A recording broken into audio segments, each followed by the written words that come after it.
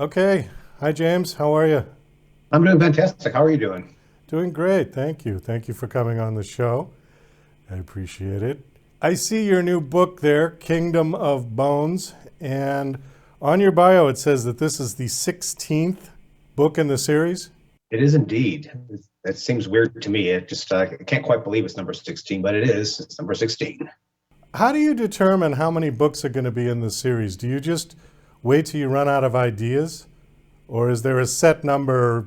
I know some of the arcs for the major characters. I know where they're going to land. I don't know exactly how many books it's going to take them to land at that point, but it's pretty open-ended. I actually resisted doing series for a long period of time. All my early books were standalone adventures. And I was getting a lot of pressure from my publishing house to do a series, but I resisted because I had some issues with series in general. It's what I call the Jessica Fletcher syndrome from Murder, She Wrote, is that, here is this woman from Cabot Cove who's always stumbling over dead bodies. I've never stumbled over a dead body, so you begin to wonder, what's wrong with her? And also, it's hard to maintain jeopardy with a series character, whether you're Jack Reacher or whether you're Jessica Fletcher. If somebody pulls a gun against Jessica Fletcher's head in an episode, it's never going to be pulled because she's in next week's episode. So I got around that Jessica Fletcher syndrome by basing the Sigma universe on a group of characters rather than an individual. That way, the jeopardy can come from many different directions. No one's necessarily safe because somebody could be knocked off and Sigma Force can always recruit a new member. So that's why it's a little open-ended, because different characters sort of get the spotlight shown on them in one book, but then maybe fade more into the background in the next book. New characters arise. So at this point, I don't have an end game necessarily for the entire series. I know the end game for some of the major characters, but when that will all come to culmination, probably when they're nailing that last nail in my coffin. Does your publisher give you any, I don't want to say advice, but any sort of help in that, in the sense that they say, well, maybe it's time to wrap up this series and start a new one or something? Or are you pretty much free to go on forever with it? I mean, they're very supportive.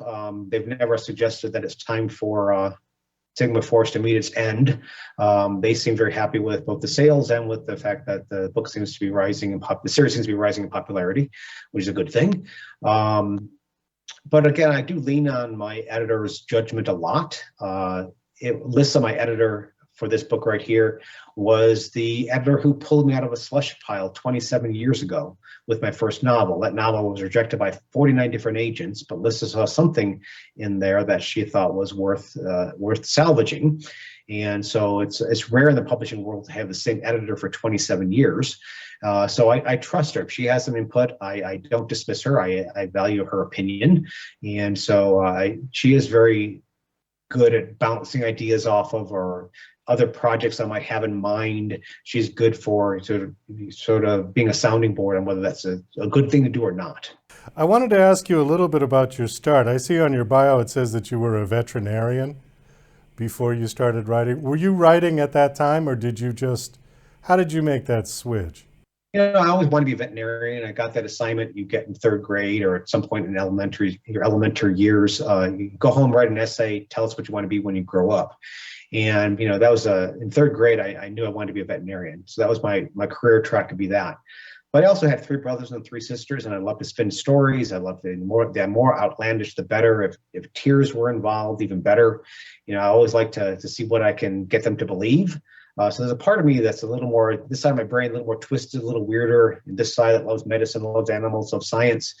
But over time, it was hard to dismiss that story, that side of me that loved to tell stories. So even in vet school, the veterinary students had to man the ICU at the veterinary hospital from midnight to 8 a.m. in different shifts. I remember one shift, there was no patients in the ICU, and so I was sitting there using my time to write a story. So even back then, I was dabbling with writing. And once I graduated from vet school, I felt that I didn't really have enough time to write. Life got a lot busier, but I kept reading, which is like throwing gasoline on that twisted corner of my brain that wants to tell stories. And so that I couldn't quite let that go. So eventually I began, putting pen and paper again, wrote a bunch of short fiction that's buried in my backyard, felt confident enough then to tackle my first novel. which eventually did find a home with HarperCollins. And then my clients began to be suspicious something's going on with Dr. Jim, mostly because of the poster in the lobby, get your cat spayed, get a free book. So they would begin asking me questions. Dr. Jim, what are you doing? You have a successful veterinary hospital. What's this writing business you're doing?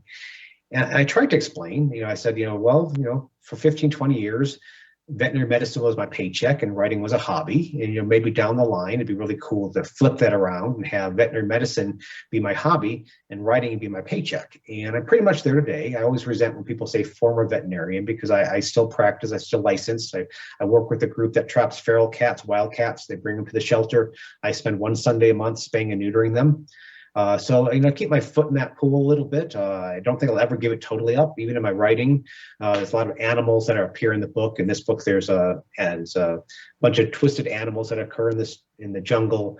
There's a military war dog that's sort of a hero of the book, where I even write points of view from the military war dog's point of view. So even veterinary medicine has crept into my writing in a significant degree. Did you ever think about writing children's books about, taking your dog to the vet and don't be scared and picture books like that? I know a dentist who did that, who's a best-selling author. It's a good idea. When I first started writing my hobby, I was writing oftentimes during my lunch hour at the clinic, and it was a way for me to escape. I was, a day in, day out, 16, 18-hour a day job and 7 days a week at the hospital. I didn't want to write about a veterinarian. I wanted to have, to escape, to go on these adventures. So, the first few books that I wrote, they don't really have any animals in them because it was pure escape. But once I sort of stepped away from veterinary medicine full time, more and more animals began creeping into my writing. I actually wrote a thriller based with a New Orleans veterinarian who gets into mischief with an exotic animal smuggling ring. I could say maybe down the line doing something like that. It'd be sort of fun to do sort of these kids' books as educational about the veterinary experience. Well, I was just thinking of the picture of the waiting room. You could have all your books on the table, on the coffee table that the kids could read. So that's cross-promoting. That's a really good idea. Let's focus a little bit on your latest book, Kingdom of Bones. I see it back there behind you. When I read the synopsis, immediately Planet of the Apes came to mind. Am I in the right area with that idea? Not so much. This book actually has sort of a Planet of the Apes-like book. Because the whole idea for setting a story in the Congo came about because I was in Tanzania. A decade, it was about 12 years ago. And I was working with a relief group that was helping rehabilitate Western mountain gorillas that were damaged or injured from poachers. And so based upon that experience, I wrote a book called The Bone Labyrinth that dealt with a Western mountain gorilla that was hybridized with Neanderthal genes to be a sign-speaking, sort of super intelligent ape. So I sort of tackled the Planet of the Apes back in Bone Labyrinth. This more is just it's the environment run amok. In this book at the beginning, there's a relief camp that's under assault. For some reason, the men and women are debilitated into a sort of a dull, catatonic state. The environment around them, meanwhile, it gets actually ramped up. It's more predatory, more dangerous, more toxic. It seems to be evolving at an exponential rate. And so it makes those dull, catatonic people even in greater risk of being killed. And sort of the heroes of the book, Sigma Force, must figure out what's going on. Is it man-made? Is it this is something natural? And they need to seek out a secret at the heart of the African continent at a cursed location known as the Kingdom of Bones, which brings in sort of the history part of the story. Okay, but they don't know why, right? That's the whole mystery in the book, is they've got to figure out why this is happening. Yeah, exactly. I mean, I'm not ruining anything. It is a virus. It's a sort of a weird hybridization of a virus. And I had actually got this idea back in 2019 because I read an article in early 2019 saying, when is the next global pandemic due? And I had already done a pandemic novel. The Seventh Plague was a pandemic novel. So I didn't really want to do another pandemic novel. I was more interested in that article because it talked about virus hunters, those scientists that were going into the field looking for what might become the next pandemic pathogen. And I was intrigued by that job and what they were doing. So I began doing some research, built a story around it, pitched it to my editor. She said, "That's great, run with it." Then, of course, 2020 rolls around and COVID rears its head. And my editor asked me, Jim, the virologists that you were speaking to last year, did they warn you about what was happening? Did they give you any heads up about what was on the horizon? And I said, no, not specifically. But what they did tell me was pretty frightening. Especially, I was getting information from these virologists. I was writing the book both before the pandemic and during the early months of the pandemic. And they were pretty panicked, which panicked me. But they also offered me some intriguing insight, sort of behind the scenes look at what's going on in virology today. Insight that has some shocking details that will shine a light on what's going on in the current pandemic. So I debated even throwing this book away because I didn't know if it was proper to have a popcorn entertainment novel about viruses being released while, it was disrespectful to have this come out at a time where people are really suffering from this disease. But the information I got from these virologists I thought was really important. It offers insight on what's going on today and also what might come in the future. You mentioned popcorn entertainment. That was my next question. Have any of your book series been made into films or licensed for film? Nothing's been made into films. The various books get licensed at various times, including books in the Sigma series. But just recently, as of 9 months ago, one company is very gung-ho. They optioned the entire Sigma 4 series. So they are very active about trying to get this into streaming media, whether it's a Netflix series or Amazon Prime, based upon the Sigma Force characters. The last thing I wanted to ask you about is about veterans. And I got to be careful with my articulation with veterinarian and veterans because you're doing both, it seems. Are you a veteran? No, I'm not. My dad was a veteran. I have a lot of respect for the everybody in the armed forces. Especially, I did a USO tour of authors to Iraq and Kuwait during the end of the last war in the winter of 2010, and it was quite the influential trip. We went to about a dozen bases over 2 weeks. I got to meet military handlers and the military war dogs, which became a dynamic duo that appears in this book. But also, when I came back, I was energized to try to find more ways to help those men and women I saw out there. And so I was approached by USA Cares after I returned because there was a little publicity surrounding that tour. And they asked me if I would be a spokesperson for their organization. And I wasn't familiar with USA Cares, so I asked them, what do they do? And they said, well, we raise funds for emergency funds for vets in need, whether they need to make a mortgage payment, help with travel expenses, pay a bill.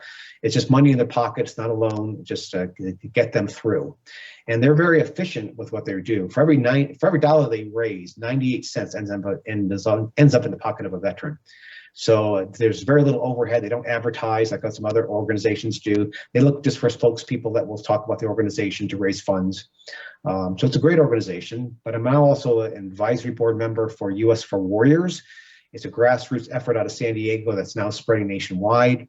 They've got a great mentorship program right now where we're trying to get veterans to write their stories down, whether it's with the goal of getting published, which a few of our veterans have succeeded in doing, or whether it's just a testament for their family members, whether it's to write what's in their head and put it onto paper for health reasons.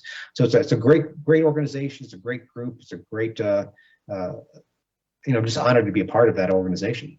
Do you know Matt Best? Matt Best? No, I don't. I'm not familiar with that name. Okay. Well, he runs a coffee company, but he also has a film company that his coffee company and his film company, they use primarily veterans. He's also a veteran himself. Yeah, he's fairly well known.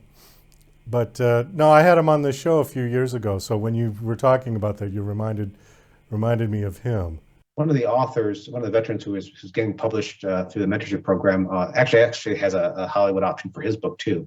Now I'm curious if there might not be a connection to Mr. Best. His company is called Black Rifle Coffee. Black Rifle Coffee. Okay, I'll look it up. Yeah. All right. Well, I think on that we're going to have to wind this down. My guest is James Rollins. His latest book is Kingdom of Bones. Do you have a website you want to give out?